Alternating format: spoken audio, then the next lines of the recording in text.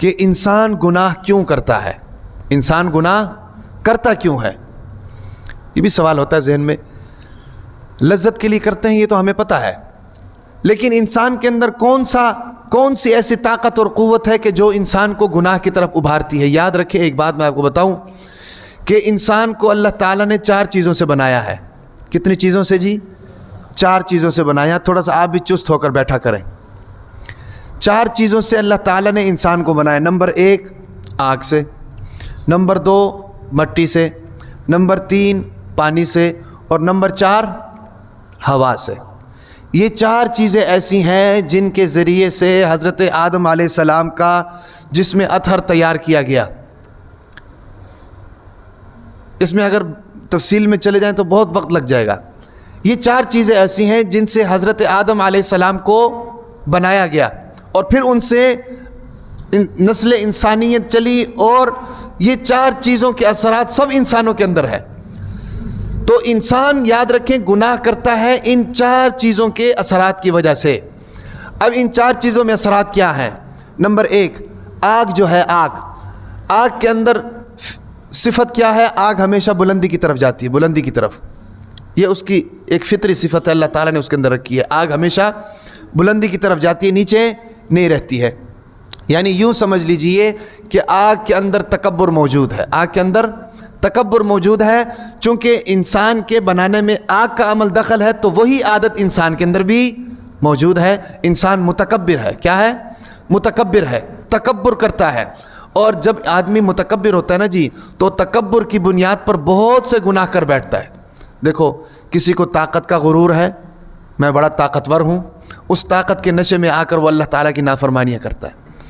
کسی کو جناب حسن کا غرور ہے، میں بڑا حسین اور جمیل ہوں، اپنے حسن کی بنیاد پر وہ اللہ تعالیٰ کی نافرمانیاں کرتا ہے۔ کسی کو پیسے کا غرور ہے، شکل چاہے اس کے پاس نہ بھی ہو، پیسہ اس کے پاس موجود ہے بھی ملینئر ہے، اس کو اپنے پیسے کا غرور ہے، اپنے پیسے کا تکبر ہے۔ تو اس تکبر کی بنیاد پر انسان گناہ کرتا ہے۔ اب یہ تکبر کی صفت کیوں ہے؟ کیونکہ اس کو بنایا آگ سے گیا ہے، اس کو بنانے میں آگ کا عمل دخل موجود ہے، وہی صفات آگ والی اس کے اندر بھی موجود ہے۔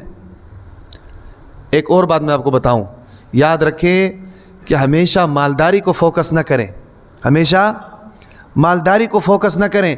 مالداری اگر دین کے بغیر ہے نا جی، مالداری اگر دین کے بغیر ہے تو وہ وبال جان ہے۔ وہ کیا ہے؟ وبال جان ہے۔ مالدار ہونا بری بات نہیں ہے، اللہ تعالیٰ نے حلال مال دیا ہے، اللہ تعالیٰ کا شکر ادا کیا کریں، اور اس مال کے اثرات بھی ظاہر ہونے چاہیے، انسان کے کپڑوں سے، انسان کی سواری سے، انسان کے رہن سہن سے۔ لیکن میں یہ کہہ رہا ہوں کہ مالداری نری مالداری نہیں ہونی چاہیے۔ مالداری کے ساتھ ساتھ دینداری کو بھی فوکس کریں۔ کسی بھی معاملے میں جائیں، کسی کے ساتھ بھی کوئی معاملات کریں، اگر مالدار ہے تو دینداری بھی ساتھ میں دیکھیں کہ دینداری ہے کہ نہیں۔ اگر دینداری کے بغیر مالداری ہے نا جی، وہ وبال ہے۔ وہ کیا ہے؟ وبال ہے۔ فرعون کی طرح، قارون کی طرح، حامان کی طرح، نمرود کی طرح، وہ وبال ہے، وبال۔ یہاں پر رشتے ہوتے ہیں نا، اکثر رشتے ہوتے ہیں، تو وہ رشتے کرتے وقت پوچھتے ہیں لڑکا کیا کرتا ہے، لڑکی کی انکم کتنی ہے، لڑکا کتنے پیسے کماتا ہے، کہاں پر جاب کرتا ہے۔ یہ کوئی نہیں پوچھتا کہ لڑکا دیندار کتنا ہے، دین کا علم اس کے پاس کتنا ہے۔ بھائی جب دیندار نہیں ہے تو اس مالداری کا اچار ڈالیں گے کہ اس مالداری کو لے کر وہ آپ کی بیٹی کو تنگ کرے گا، اس مالداری کو لے کر وہ آپ کی بیٹی کے حقوق ضائع کرے گا۔ لیکن اگر مالداری کے ساتھ دینداری بھی ہے تو وہ آپ کی بیٹی کو یہاں بٹھا کے رکھے گا، کیونکہ اس کو پتہ ہے میرے بیوی کے حقوق ہیں، میرے بچوں کی ماں ہے، میری ساری ضروریات پوری کرتی ہے، میں سارا دن گھر سے باہر رہتا ہوں، گھر کے اندر چوکیداری یہ میری بیوی کرتی ہے، میرے مال کی حفاظت، اپنی عزت و ناموس کی حفاظت اگر کوئی کرتی ہے تو وہ میری یہ بیوی ہے، میرے بچوں کی اسلامی تربیت کر رہی ہے تو وہ میری یہ بیوی ہے۔ سمجھ آ رہی کہ نہیں؟ تو دینداری کو فوکس کریں۔ دینداری کے ساتھ اگر مالداری ہے تو نور علی نور، سونے پر سہاگا۔ سمجھ آ رہی کہ نہیں؟ اگر نری مالداری ہے اور دینداری نہیں ہے تو یاد رکھیں کہ وہ وبال جان ہے۔ حضور نبی کریم صلی اللہ علیہ وسلم نے کیا فرمایا کہ عورت سے 4 وجہوں سے شادی کی جاتی ہے۔ عورت سے 4 وجہوں سے شادی کی جاتی ہے. لمالہا، اس کے مالدار ہونے کی وجہ سے. لحسبہا، اس کے حسب نسب ہونے کی وجہ سے، حسب نسب کی وجہ سے. لجمالہا، اس کی خوبصورتی کی وجہ سے. اور آخر میں فرمایا لدینہا، اس کی دینداری کی وجہ سے. اور پھر فرمایا کہ اس دینداری کو فوکس کرو. دینداری ہے، باقی کوئی چیز نہیں ہے، چل جائے گا. دیندار خاتون چاہیے. دینداری نہیں ہے، چاہے اس کو دودھ سے بھی کیوں نہ نہلایا گیا ہو، منظور نہیں ہے، کیونکہ بچوں کی تربیت نہیں ہو سکتی. سمجھ آ رہی کہ نہیں؟ تو میں بات کر رہا تھا کہ گناہ ہوتے کیوں ہیں. گناہ اس لیے ہوتے ہیں کہ انسان کو 4 چیزوں سے بنایا گیا ہے. ان میں سے ایک آگ ہے. آگ کے اندر جو صفت ہے وہ تکبر کی صفت ہے. تو یہی صفت انسان کے اندر بھی موجود ہے. یہی صفت انسان کے اندر بھی موجود ہے. اس صفت کی وجہ سے انسان کے اندر تکبر آتا ہے. اس کے بعد ہے جی دوسری چیز، پانی. پانی کے اندر کیا صفت موجود ہے؟ یاد رکھیں، پانی کے اندر جریان پایا جاتا ہے. جریان کا مطلب جہاں پر بھی جائے گا بہا کر لے جائے گا. جہاں پر بھی جائے گا بہا کر لے جائے گا، ہر چیز کو سمیٹ دے گا. اب دیکھیں جب یہ فلڈز آتے ہیں نا جی، تو یہ پہاڑی علاقوں میں اکثر چیزیں نظر آتی ہیں کہ جناب سارے درخت اکھاڑ کر لے آتی ہیں. سارے درخت اکھاڑ کر لے آتی ہے، گھروں کو بیچ میں لے لیتی ہے، سامان بیچ میں آ جاتے ہیں، درخت آ جاتے ہیں، لکڑیاں آ جاتی ہیں، پتھر آ جاتے ہیں، ساری چیزیں سمیٹ کر لے آتی ہے. اب یہ صفت ہے لالچی کی صفت. کس کی صفت؟ لالچی کی صفت. لالچی بھی یہی چاہتے ہیں، یہ بھی میرا ہو، یہ بھی میرا ہو، یہ بھی میرا ہو، یہ بھی میرا ہو، باقی کسی کو کچھ نہ ملے. یہ صفت پانی کے اندر موجود ہے. تو انسان کے اندر جب یہ صفت آ جاتی ہے نا، تو انسان لالچی بن جاتا ہے. کیا بن جاتا ہے؟ لالچی بن جاتا ہے. انسان کے اندر لالچ آ جاتی ہے، ہر چیز میری ہونی چاہیے. اور اس کے حصول کے لیے اگر اگلے کو مارنا پڑے تو وہ کرنے کے لیے تیار ہے. وہ کرنے کے لیے تیار ہے. اگلے کی جان اگر لینی پڑے تو اس کے لیے بھی وہ تیار ہے. تو یہ 2 چیزیں ہوگی. تیسری چیز ہوا ہے. ہوا جو انسان کے بنانے میں جس کا عمل دخل ہے. ہوا کے اندر یاد رکھیں انا موجود ہوتی ہے. انا، ہم چوما دیگر نیست. میں جتنا طاقتور ہوں کوئی ہے نہیں ہے بھئی، میں جتنا خوبصورت ہوں کوئی ہے نہیں. یہ کام میں نے کیا ہے، یہ پل میں نے بنوایا ہے، یہ سڑک میں نے بنوائی ہے. ہوتا ہے کہ نہیں؟ یہ گھر میرا ہے، میں اس گھر کا مالک ہوں. ہر جگہ پر میں ہر کام کرنے والا میں ہوں، میرے علاوہ اور کوئی ہے نہیں.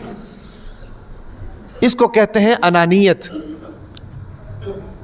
کہ یہ سارے کام میں نے کیے ہیں.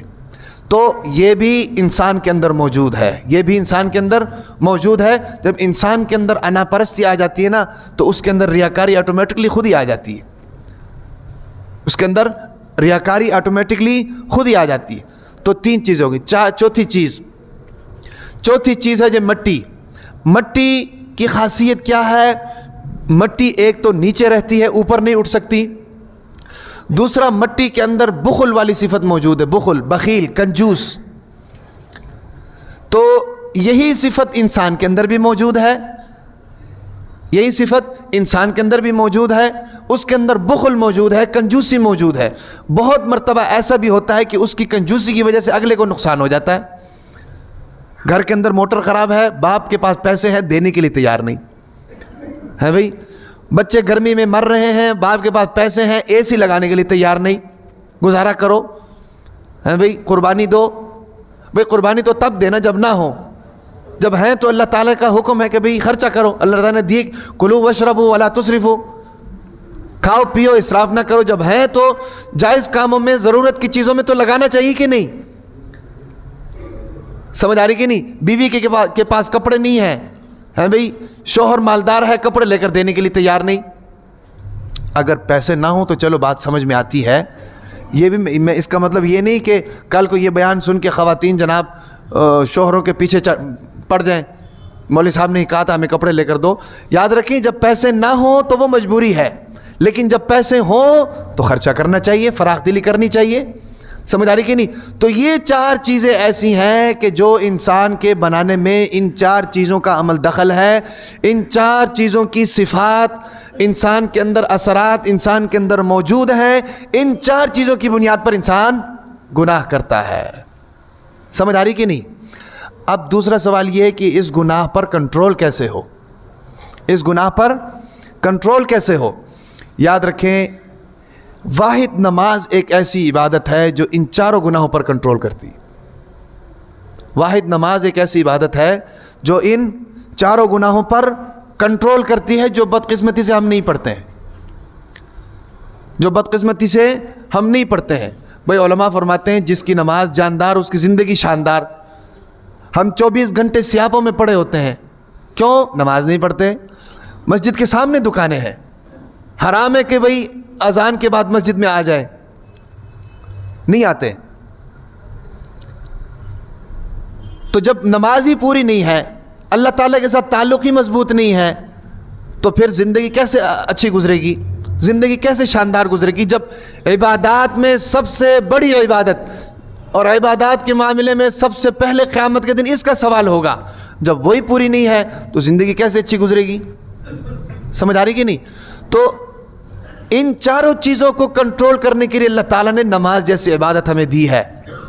یاد رکھیں انسان، مثال کے طور پر انسان جب نماز کے لیے کھڑا ہوتا ہے تو عاجزی کے ساتھ کھڑا ہوتا ہے. کس کے ساتھ کھڑا ہوتا ہے؟ عاجزی کے ساتھ. اس عاجزی کی وجہ سے اس کے تکبر کا لیول نیچے آ جاتا ہے. متکبر آدمی تو چوڑا ہوتا ہے نا جی، اس طرح سینہ اس کا باہر ہوتا ہے. یاد رکھیں کہ تکبر اللہ کو پسند نہیں ہے. الکبر ردائی، اللہ تعالیٰ نے فرمایا کہ تکبر میری چادر ہے، یہ مجھے جچتی ہے، کیونکہ سب سے بڑا اصل میں ہوں میں.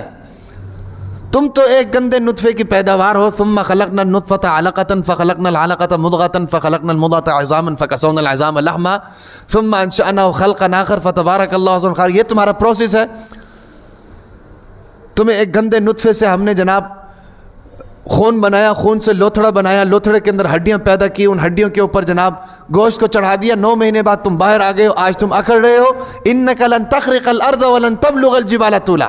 نہ تم زمین کو کھرید سکتے ہو، نہ آسمان تک پہنچ سکتے ہو. یہ تمہارا حال ہے. ایک بیماری تمہیں آ جائے تم بستر سے نہیں اٹھ سکتے ہو. سمجھ آ رہی کہ نہیں؟ تو تم تکبر کر کے میرا کیا بگاڑ سکتے ہو؟ تو نماز ایک ایسی عبادت ہے کہ سب سے پہلے نماز فوکس کرتا ہے عاجزی پر. نماز جب انسان مسلمان جب نماز کے لیے کھڑا ہوتا ہے نا عاجزی کے ساتھ، تو اس کا تکبر کا لیول نیچے آ جاتا ہے. بشرطے کہ نماز ایسی پڑھے جس طرح پڑھنی چاہیے، ورنہ ہماری طرح پڑھے گا ادھر ادھر دیکھ کر، دیواروں کو دیکھ کر، ہیں بھائی، پھر وہ نماز کام نہیں آئے گی، اس کا کوئی اثر نہیں ہے. نماز وہ ہونی چاہیے جو اصل میں حقیقتاً نماز ہو. تو جب نماز میں انسان کھڑا ہوتا ہے تو سب سے پہلے وہ عاجزی کے ساتھ کھڑا ہوتا ہے، تو اس کے تکبر کا لیول نیچے آتا ہے. پھر جب وہ رکوع میں جاتا ہے مزید اس کے تکبر کا لیول نیچے آتا ہے. پھر وہ جب سجدے میں جا کر پیشانی زمین پہ رکھ کر ناک زمین سے رگڑتا ہے نا جی، تو اس کا سارا تکبر نیچے آ جاتا ہے. سمجھ آ رہی کہ نہیں؟ تصور میں وہ یہ کہہ رہا ہوتا ہے کہ یا اللہ تیرے بغیر میں کچھ بھی نہیں ہوں، یہ لو میں نے اپنا ناک رگڑ دیا، یہ لو میری پیشانی زمین پر پڑی ہے. سمجھ آ رہی کہ نہیں؟ تو اس لیے یہ ہے کہ ان اثرات سے چھٹکارے کا طریقہ نماز. اور پھر یاد رکھیں کہ دوسری چیز کیا تھی؟ یہ آگ ہے، اور دوسری چیز پانی. پانی کے اندر لالچ ہوتا ہے، لالچ. پانی کے اندر لالچ والی صفت ہوتی ہے. اب جو انسان ہے بھئی کاروباری آدمی جو 24 گھنٹے دکان پہ ہے، کسی نہ کسی طریقے سے میرا مال بن جائے، میرا پیسہ بن جائے، وہ اگر نماز سے 15 منٹ پہلے وضو کر لے، وضو بنا لے، خشوع اور خضوع کے ساتھ سنن مستحبات ادا کرے، اور پھر خشوع اور خضوع کے ساتھ ہے بھئی امام کے پیچھے فرض نماز پڑھے، پھر اس کے بعد پھر سنتے پڑھے، تو کتنا ٹائم لگ جائے گا؟ اگر خشوع اور خضوع کے ساتھ پڑھے، اگر جلدی جلدی پڑھیں تو 4 منٹ لگ جائیں گے، 5 منٹ. لیکن اگر خشوع اور خضوع کے ساتھ پڑھے تو آدھا گھنٹہ کہیں نہیں گیا. جو آدمی لالچی آدمی آدھا گھنٹہ عبادت کو دے گا تو اس کی عادت بنے گی نہیں، اس کے دل سے لالچ جائے گی نہیں. 5 ٹائم آدھا گھنٹہ ہر نماز کو دے گا تو اس کی یہ عادت بنے گی. تو اس عادت کی بنیاد پر اس کے دل سے لالچ نکلے گی. سمجھ آ رہی کہ نہیں؟ اس کے دل سے کنجوسی نکلے گی، اس کے دل سے اناپرستی نکلے گی. انسان کھڑا ہو کر زبان حال سے تو یہ کہہ رہا ہوتا ہے نا کہ میں کچھ بھی نہیں ہوں. سب سے طاقتور ذات اگر ہیں تو اللہ کی ہے، لا الہ الا اللہ، لا موجودہ الا اللہ، لا مقصودہ الا اللہ، لا محبوبہ الا اللہ۔ اللہ کے علاوہ کوئی موجود نہیں، اللہ کے علاوہ کوئی معبود نہیں، اللہ کے علاوہ کوئی مقصود نہیں، اور اللہ کے علاوہ کوئی محبوب نہیں۔ تو یہ ایک ایسی عبادت ہے کہ جو انسان، اور پھر قرآن مجید میں کیا فرمایا، ان الصلاۃ تنہی عن الفحشاء والمنکر، کہ بے شک نماز ایک ایسی عبادت ہے کہ جو فحش کاموں سے اور منکرات سے روکتی ہے۔ سمجھ آ رہی کہ نہیں؟ تو یہ گناہ اس لیے ہم سے ہوتے ہیں کہ ہمارے اندر یہ چار صفات موجود ہیں، جن چار چیزوں سے اللہ تعالیٰ نے ہمیں بنایا ہے، یہ چار صفات ان کے اندر موجود ہیں، اور ان چار صفات کے جو اثرات ہیں وہ کبھی کبھی ظاہر ہوتے ہیں، اور ان کو کنٹرول کرنے کا طریقہ یہ ہے کہ ہم نماز کی طرف رجوع کریں۔